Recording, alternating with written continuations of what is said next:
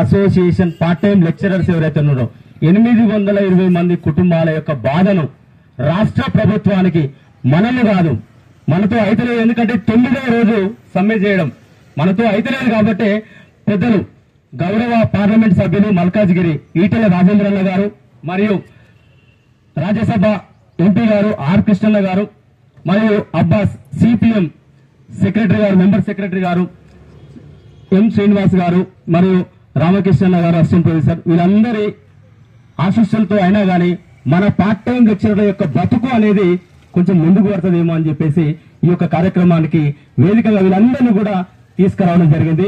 వీళ్ళు ఈ కార్యక్రమానికి రావడానికి అంగీకరించినందుకు మనస్ఫూర్తిగా పార్ట్ టైం లెక్చరర్లు 820 కుటుంబాల అందరి పక్షాన ధన్యవాదాలు తెలియజేస్తా ఉన్నాం. మా ప్రధాన డిమాండ్ అన్న, మేము గత 15-20 సంవత్సరాలుగా ఇక్కడ పనిచేస్తా ఉన్నాం. నేను ఎక్కువసేపు టైం తీసుకోను. 15-20 సంవత్సరాలుగా పనిచేస్తా ఉన్నాము.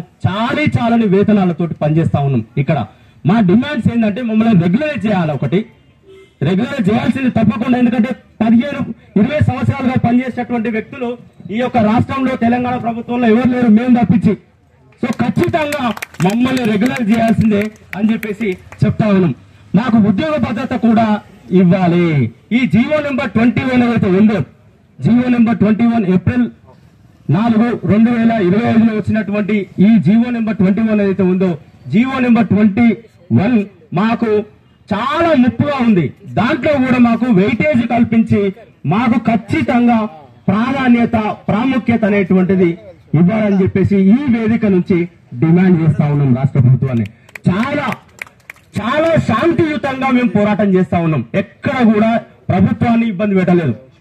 చాలా శాంతియుతంగా ఇప్పటికైనా ప్రభుత్వం గుర్తిస్తుందని చెప్పేసి మేము అనుకుంటా ఉన్నాము. ఖచ్చితంగా మా యొక్క ఆశలు నెరవేరుతాయని చెప్పేసి అనుకుంటున్నాము.